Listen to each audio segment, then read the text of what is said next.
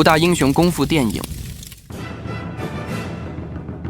Nationalist sentiment has been a constant element in Hong Kong cinema.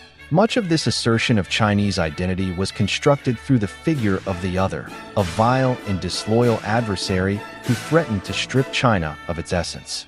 For decades after World War II, and up until Hong Kong's cinema of the 1970s, Japan embodied this antagonistic role.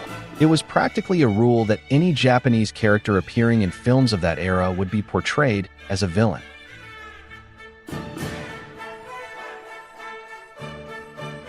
That's why it's quite groundbreaking that, in this context, Lau Kar-Leung made a film where the Japanese characters have their own sense of honor, fight fairly, and aren't portrayed as one-note supervillains bent on destroying everything the protagonist cares about.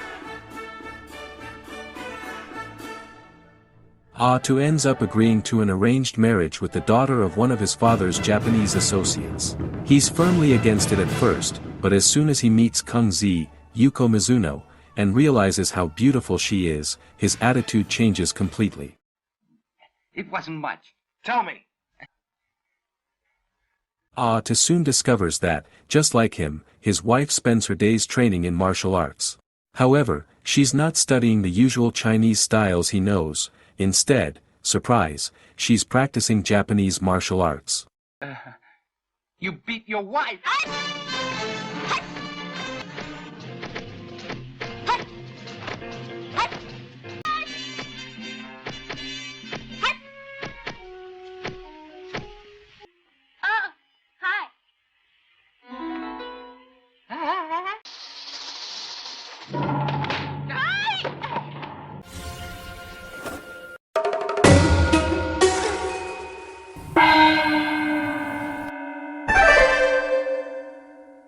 The two eventually challenge each other to a duel, each wielding weapons from their own country, using the fight not only to beat on one another but also to mock each other's martial traditions.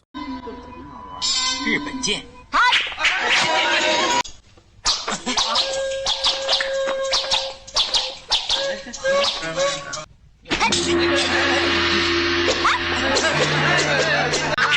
你们请手啊，少爷。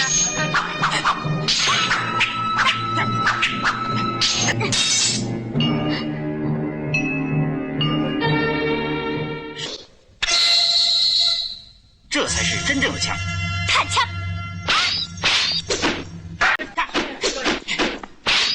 哎，少爷，少奶奶，你们不要再打了。Everything is going Tu's way. He's clearly winning, until Kung Zi suddenly resorts to ninjutsu, a tactic that Tu considers dishonorable.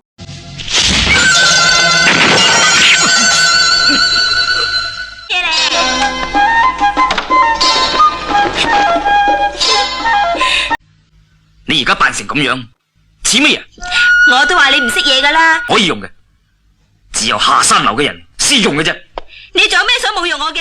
即管講埋。 Fed up, Kung Zi leaves for Japan. At first Tu enjoys the peace, but prodded by his meddling servant Xiao Quan, he sends her a letter mocking everything Japanese, hoping to anger her enough that she'll rush back to yell at him. The spiteful letter ends up in the hands of Takeno, Kung Zi's sensei, who clearly has a deep fondness for his student and takes the message as an insult to all Japanese people. Outraged, he assembles the best fighters from his dojo, each a master of a different Japanese fighting style, and heads to China to answer the challenge that Tu has, unknowingly, issued.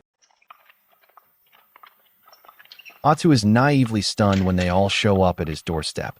but he ultimately agrees to face a different Japanese specialist each day. The last third of the film is essentially a series of these one-on-one matches.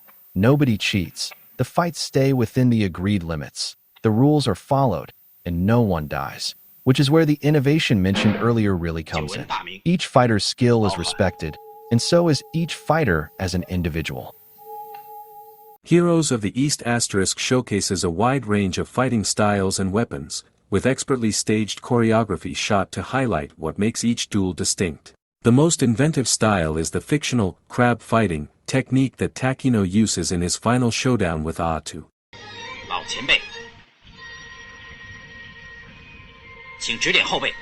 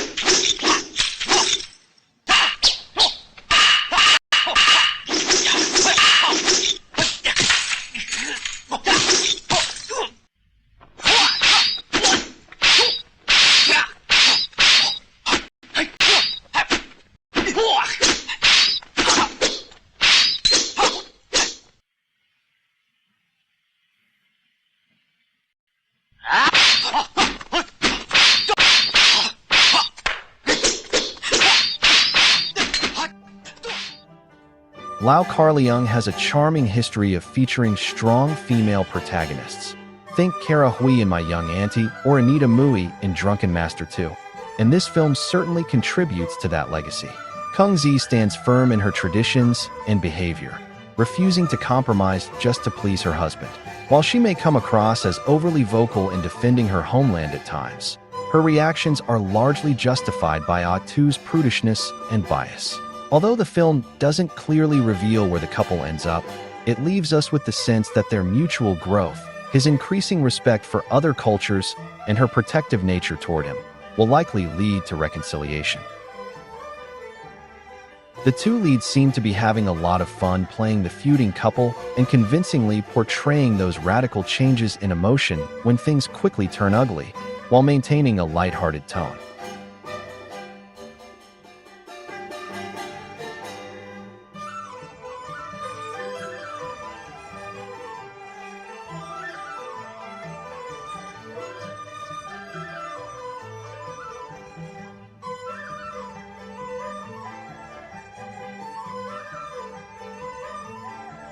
As the main antagonist, Yasuaki Kurata does a terrific job of giving Takeno real depth, making his motivations easy to grasp and matching Liu's screen presence beat for beat. The way Lau allows all three leads to stand out is a clear testament to his skill as a director.